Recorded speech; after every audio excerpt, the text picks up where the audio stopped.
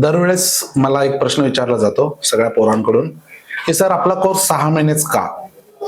Okay, त्यामागे एक महत्वाचा रिझन आहे की प्रॅक्टिकल जोपर्यंत आपण करत नाही, एखादी गोष्ट प्रॅक्टिकली शिकत नाही, इम्प्लिमेंट करत नाही आणि जोपर्यंत आपण त्याला प्रॅक्टिकली रिझल्ट ओरिएंटेड बघत नाही, तोपर्यंत ती गोष्ट शिकणं थोडंसं अवघड आहे.